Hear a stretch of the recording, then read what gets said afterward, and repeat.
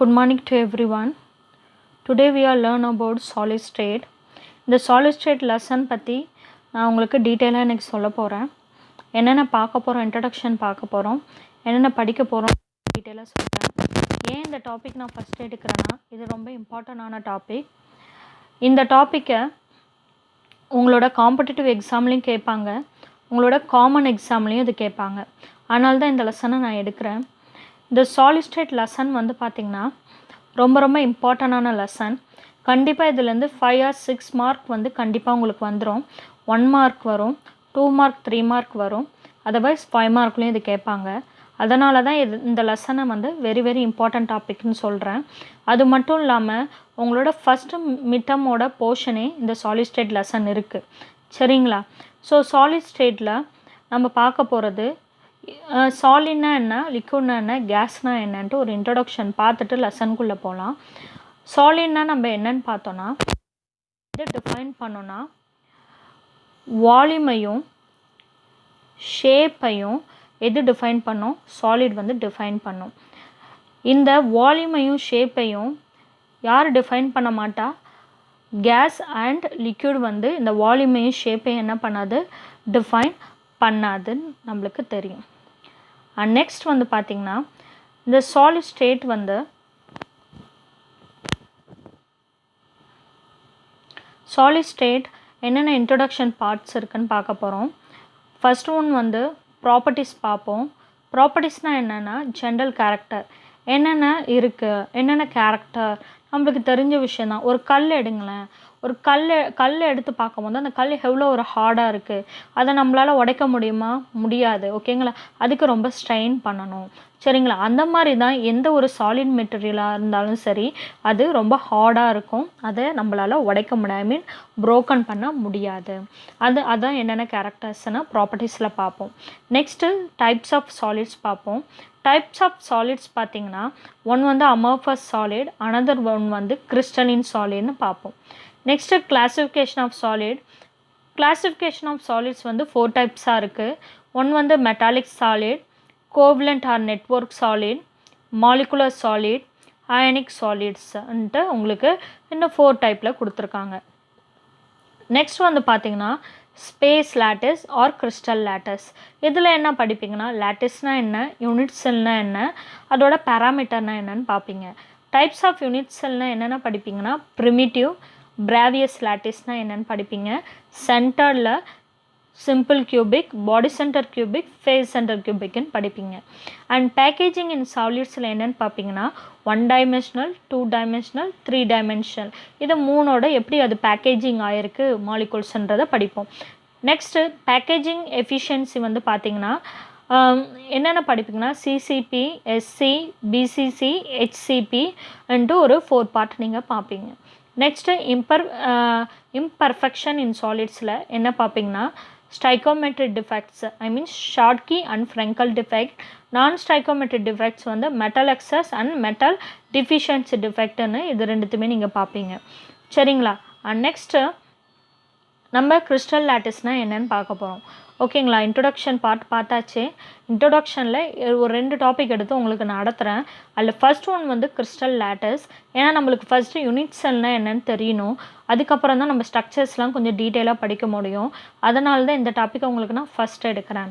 So crystal லேட்டிஸ்னால் என்னென்னா, 3 dimensional arrangement of particle as point in space is called space lattice or crystal lattice. இந்த crystal லேட்டிஸ்னால் crystal content. ஓகேங்களா? சாலிடில் நம்ம நிறைய crystals பார்த்துருப்போம். நான் ஆல்ரெடி உங்களுக்கு 11th வந்து இந்த வீடியோஸ்லாம் காமிச்சிருக்கேன். கிறிஸ்டலில் அந்த டைமண்ட்லாம் இருக்குல்லையே, அதெல்லாமே கிறிஸ்டல்ஸ் தான். சரிங்களா? அந்த கிறிஸ்டல் ஸ்ட்ரக்சர்ஸ் வந்து எப்படி இருக்கும், யாராச்சும் டைமண்ட் ஸ்ட்ரக்சர் பார்த்துருக்கீங்களா? நான் காமிச்சிருப்பேன், என்னோடய கிளாஸ் ஸ்டூடெண்ட்ஸ்க்கு நான் காமிச்சிருப்பேன். கிறிஸ்டல் ஸ்ட்ரக்சர் எப்படி இருக்குன்னா, ஒன்றா ஒரே இதுவாக க்ளோஸ்டு பேக்டாக இருக்கும். ஓகேங்களா? அதுதான் கிறிஸ்டல் லேட்டிஸ். இப்போ இந்த இடத்துல பார்த்திங்கன்னா, இந்த கிறிஸ்டல் லேட்டிஸ் வந்து எப்படி அரேஞ்ச் ஆகிருக்குன்னா, க்ளோஸ்டு பேக்கடாக அரேஞ்ச் ஆகிருக்கு. சரிங்களா? இந்த க்ளோஸ்டு பேக்கடாக அரேஞ்ச் ஆகிருக்கும் போது இதில் ஒரே ஒரு சிங்கிள் யூனிட் மட்டும் உங்களுக்கு ஆரஞ்சு ரெட் கலரில் காமிச்சிருப்பாங்க பாருங்களேன்.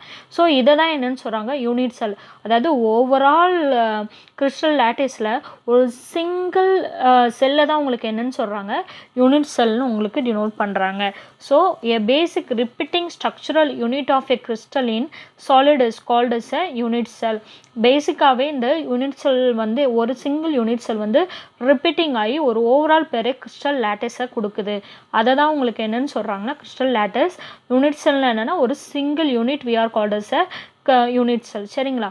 இந்த யூனிட் செல்லில் கார்னரில் இருக்க பிளாக் கலரில் டாட் கொடுத்துருக்காங்க இல்லையா அந்த பாக்ஸில், அந்த டாட் எல்லாமே என்னென்னா லேட்டிஸ் பாயிண்ட், ஐ மீன் மாலிகூல்ஸ். ஓகேங்களா? அந்த மாலிகூல்ஸ் தான் நம்ம என்ன டினோட் பண்ணுறோன்னா லேட்டிஸ் பாயிண்ட்டு நம்ம டினோட் பண்ணுறோம். ஒரு சிங்கிள் ஆல்ரெடி நம்ம பார்த்தா ஒரு சிங்கிளான ஒரு ஸ்ட்ரக்சர் தான் என்னென்னு சொல்கிறோம் யூனிட் செல் நம்ம டிஃபைன் பண்ணுறோம். சரிங்களா? இது important 2 mark question, crystal lattice and unit cell. And next space lattice. Space lattice or crystal லேட்டிஸ்னு சொல்லலாம். இந்த ஸ்பேஸ் லேட்டிஸ் வந்து 2 டைப்ஸாக டிஃபைன் பண்ணுறாங்க. ஒன் வந்து என்னென்னா ப்ரிமிட்டிவ், அனதர் ஒன் என்னென்னா நான் ப்ரிமிட்டிவ்.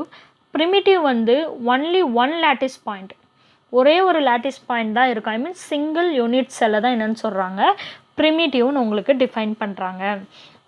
நான் ப்ரிமிட்டிவ்னா என்னென்னா அடிஷ்னல் லேட்டிஸ் பாயிண்ட் இருக்கிறது என்னது நான் ப்ரிமிட்டிவ்னு உங்களுக்கு டிஃபைன் பண்ணுறாங்க. சரிங்களா? இந்த பிராவியஸ் வந்து மெயினாக 7 கிறிஸ்டல் ஸ்ட்ரக்சர்ஸில் இருக்குது. இந்த பிராவியஸ் லேட்டிஸ் வந்து நார்மலாக எத்தனை கிறிஸ்டல் ஸ்ட்ரக்சர் இருக்குது? 7 கிறிஸ்டல் சிஸ்டம்ஸில் இருக்குன்னு டினோட் பண்ணுறாங்க. இந்த 7 கிறிஸ்டல் சிஸ்டமை பேஸ் பண்ணி தான் உங்களுக்கு எத்தனை வருது? 14 பாசிபிள் கிறிஸ்டல் சிஸ்டம்ஸ் வந்து வருதுன்னு உங்களுக்கு டினோட் பண்ணுறாங்க. ஓகேங்களா? ஸோ இந்த கிறிஸ்டல் பாயிண்ட் வந்து எப்படி அரேஞ்ச் ஆகிருக்குன்னா கிறிஸ்டலோகிராஃபிக் ஆக்சிஸ் அண்ட் ஆங்கிள்ஸில் அரேஞ்ச் ஆகிருக்குன்னு டினோட் பண்ணுறாங்க. Axis and angle. So axis and angle வந்து பார்த்திங்கன்னா இந்த இடத்துல பாருங்கள், இங்கே ப்ளூ கலர் லெட்டர் கொடுத்துருக்காங்களா? இந்த ப்ளூ கலர் லெட்டரில் வந்து ப்ளூ கலர் லைன் வந்து பார்த்திங்கன்னா எங்கே மெர்ஜ் ஆகுது? மூணுமே ஒரு சிங்கிள் பாயிண்டில் மெர்ஜ் ஆகுது. இந்த பாயிண்ட் இங்கே 3 பாயிண்ட்டு மெர்ஜ் ஆகிற இந்த இடத்த தான் என்னென்னு சொல்கிறாங்கன்னா லேட்டிஸ் பாயிண்ட், ஐ மீன் கிறிஸ்டல் லேட்டிஸ் பாயிண்ட்டுன்னு உங்களுக்கு டினோட் பண்ணுறாங்க.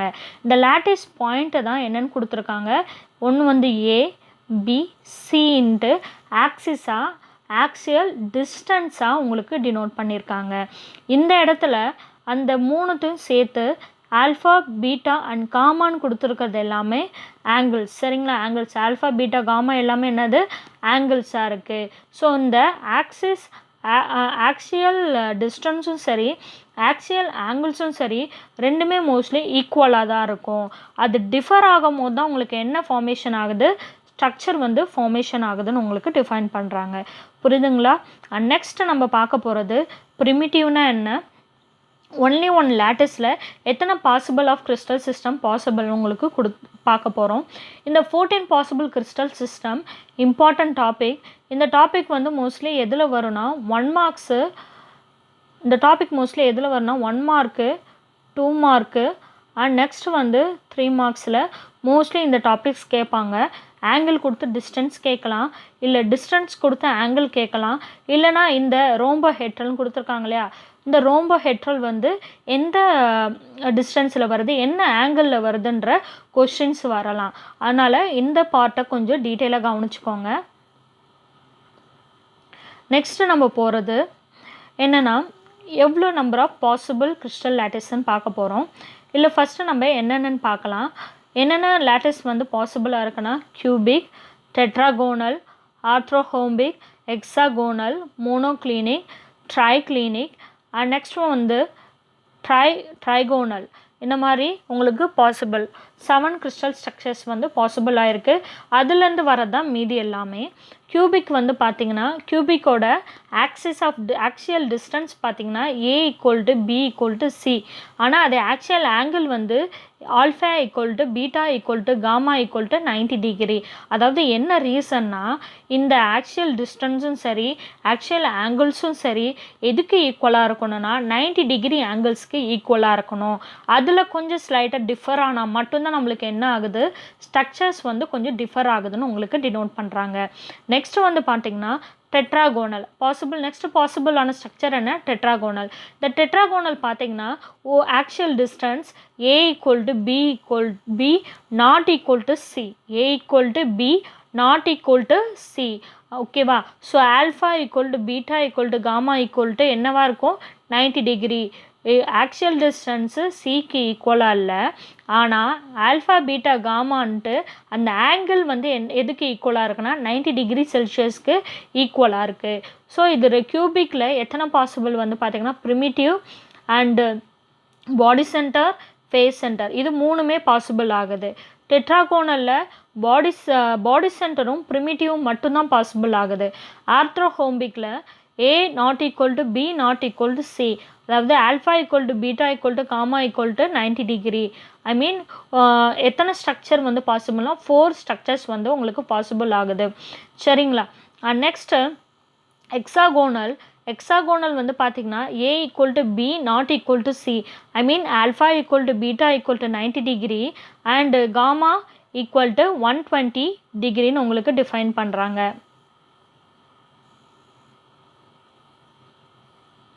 நெக்ஸ்ட்டு பார்த்திங்கன்னா monoclinic A not equal to B not equal to C, அப்போ alpha equal to gamma equal to 90 degree, beta not equal to 120 degree.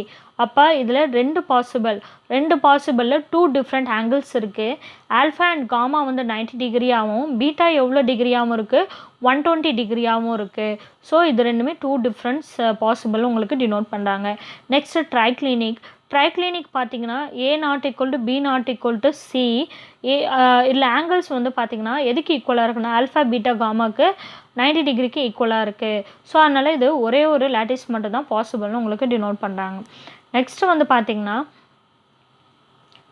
Trigonal A equal to B equal to C, I mean alpha equal to beta equal to gamma not equal to 90 degree. So alpha beta gamma இது மூணுமே எதுக்கு ஈக்குவலாக இல்லை? 90 டிகிரிக்கு ஈக்குவலாக இல்லை. அதனால தான் அதோட ஸ்ட்ரக்சர் வந்து பாருங்கள் கொஞ்சம் ஸ்லைட்லி டிஃப்ரெண்ட்டாக இருக்குது. சரிங்களா? ஸோ ஓவரால் இத்தனை ஸ்ட்ரக்சர் வந்து இதில் பாசிபிளாக இருக்குன்னு உங்களுக்கு டிஃபைன் பண்ணுறாங்க. சரிங்களா?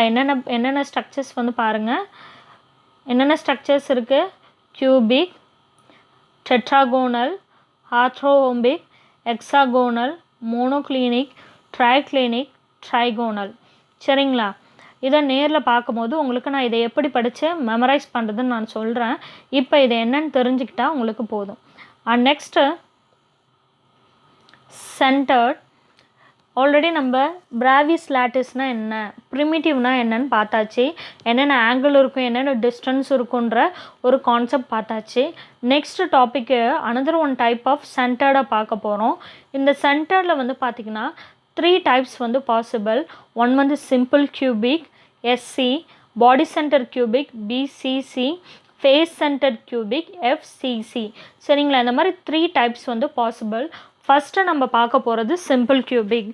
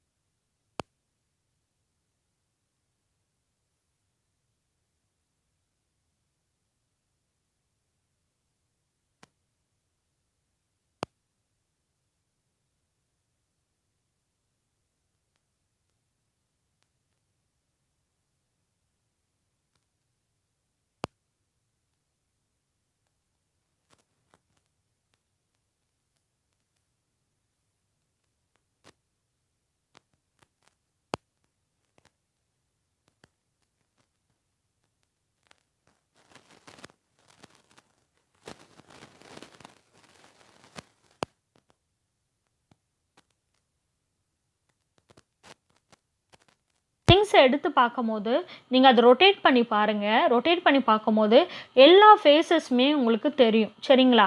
அதை தான் உங்களுக்கு என்ன டினோட் பண்ண, அதாவது எல்லா பக்கமுமே உங்களுக்கு தெரியும். அதை தான் உங்களுக்கு என்னன்னு சொல்கிறாங்கன்னா ஃபேஸ் சென்டர் கியூபிக்னு உங்களுக்கு டிஃபைன் பண்ணுறாங்க. இந்த ஃபேஸ் சென்டர் கியூபிக்கில் வந்து எப்படி கால்குலேட் பண்ண, எத்தனை நம்பர் ஆஃப் யூனிட் செல் இருக்குன்னு கால்குலேட் பண்ணுறதுக்கு ஒரு ஃபார்முலா கொடுத்துருக்காங்க. Number of atom in face center unit cell equal to number of carbon atom divided by 8 plus number of phase center divided by 2. ஏன்னா எத்தனை ஃபேஸ் சென்டர் தான் இருக்குது, 2 ஃப்ரெண்ட்ஸை கால்குலேட் பண்ணி பார்க்கும்போது 2 ஃபேஸ் சென்டர் தான் இருக்குன்னு டினோட் பண்ணுறாங்க. அப்போ 8 divided by 8 plus 6 divided by 2 equal to, ஏன்னா மெயின் ஃபேஸ் சென்டர் எத்தனை தான், 2 தான். 6 வந்து 6 ஃபேஸஸ் இருக்கனால 6 ஃபேஸ் சென்டர் நம்ம போட்டுருக்கோம். அப்போ 8 divided by 8 plus 6 divided by 2, 8 8 cancel 1, அப்போ 6 2 6 are 3,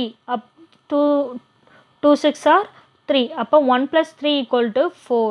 அப்போ ஃபேஸ் சென்டரில் எத்தனை number of unit cell possible, 4 number of unit cell வந்து பாசிபிள். இந்த ஸ்ட்ரக்சரை பார்த்திங்கனாலே தெரியும். இங்கே என்ன இருக்குது, 4 கார்னர் ஆட்டம்லேயுமே மாலிகுல்ஸ் அரேஞ்ச் ஆகிருக்கு. ஒவ்வொரு ஃபேஸ்லையுமே ஆட்டம்ஸ் வந்து அரேஞ்ச் ஆகிருக்கு.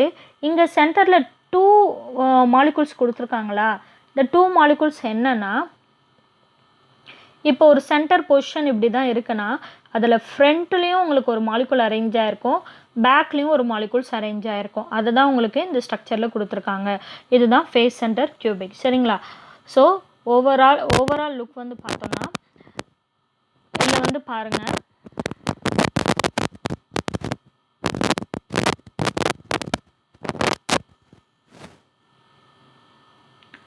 So solid state lesson.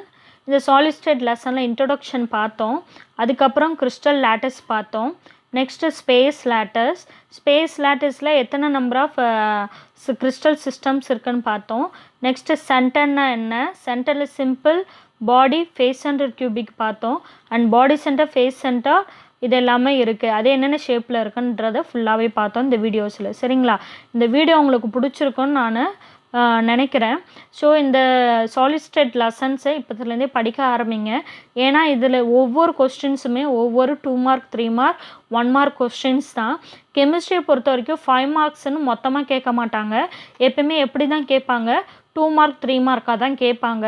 அதனால தான் நான் திரும்ப திரும்ப சொல்கிறேன், எந்த கொஸ்டினாக இருந்தாலும் நம்ம கெமிஸ்ட்ரியை பொறுத்த வரைக்கும் 2 and 3 மார்க்காக படித்தோன்னா நம்ம எல்லாமே அட்டன் பண்ண நம்மளால் முடியும், நம்மளுக்கு கேப்பபிள் இருக்குன்ற கான்செப்ட் தான் நான் சொல்கிறேன். சரிங்களா? ஸோ இது எல்லாமே தரவாக பார்த்துக்கோங்க. இது எல்லாமே உங்கள் புக்கில் இருக்க பாயிண்ட்ஸ் தான். நான் புக்கில் இருக்கிறத நடத்தினா கெமிஸ்ட்ரி மோஸ்ட்லி புரியாது. அதனால தான் நான் உங்களுக்கு தனியாக இன்ஸ் மாதிரி எடுத்து உங்களுக்கு புரிகிற மாதிரி நான் எடுத்து போட்டிருக்கேன். ஸோ இது உங்களுக்கு பிடிக்கும்னு நான் நம்புகிறேன். இதை நல்லா படிச்சுக்கோங்க. ஸோ சென்டர்டும் சரி, ஸ்பேஸ் லாட்டிஸும் சரி, அண்டு கிறிஸ்டல் யூனிட் செல்லும், இது எல்லாமே ஒவ்வொரு 2 மார்க் 3 மார்க் கொஸ்டின். ஸோ இந்த கொஸ்டின்ஸை கொஞ்சம் தரவு பண்ணிங்கன்னா உங்களுக்கு இந்த லெசன்ஸ் ஈஸியாக இருக்கும்.